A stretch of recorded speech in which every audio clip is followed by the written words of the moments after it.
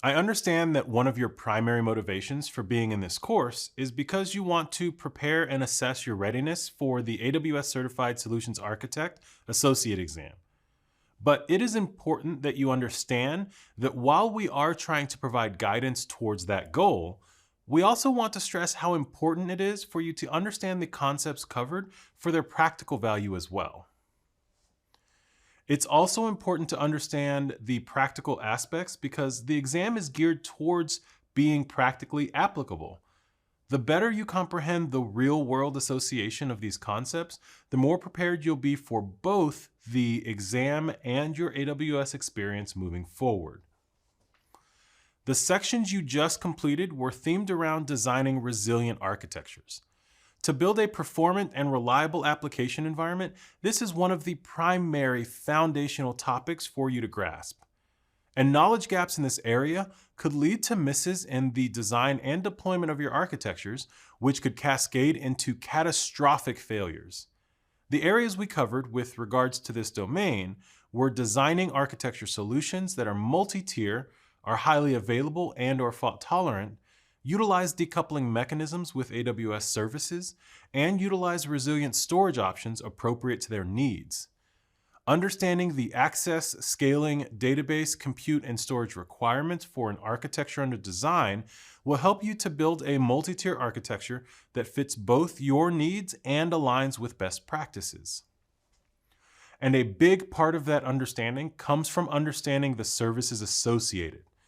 For access, it's not just about accessing your web application as an end user. You need to understand how to handle the management of the instances and what access paths would be available for your database administration. What services and methods would be available for providing access to a document that needs to be widely distributed and reachable over time? Would you want to store that within the block storage volume of an instance, or would you want to host that in a bucket? Understanding the tiers that your design needs, the services that you need to utilize, and the access patterns for all types of access will be influential in your design. The same goes for designing in high availability and fault tolerance. How you use availability zones and regions, failover mechanisms, and disaster recovery strategies will play a big part in the uptime of your environment when an issue occurs. It would be nice to make everything a multi-site active-active setup, but it will be over the top for most architectures you'd encounter. Additionally, the costs could be high and potentially unjustified. When would it be better to deploy a backup and restore solution? What about a pilot light strategy?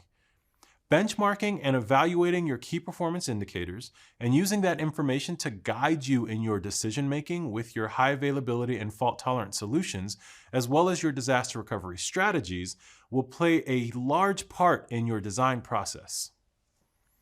And when it comes to your service selection, the decoupling and storage resiliency needs can easily be overlooked. How does the difference between Amazon Simple Queue Service and Amazon Simple Notification Service affect your design? And how do their individual subsets of features affect those choices? What benefits do you get from using Amazon S3 Glacier over Amazon S3 Standard in frequent access? Because the sample architectures so often seen are very simplistic, it can be easy to forget how everything works together and the considerations you need to make when working with real-world architectures. When you have to consider the failure of crucial systems and how those failures impact the organizations you directly work with, you must consider how deep the resiliency needs go. As you continue your study, be sure to continue taking into account how the solutions you're evaluating will play out in the real world. Gaining that well-rounded understanding will not only make you even more prepared for the exam, but will ready you for the design and deployment of architectures going forward. Talk to you soon. Bye.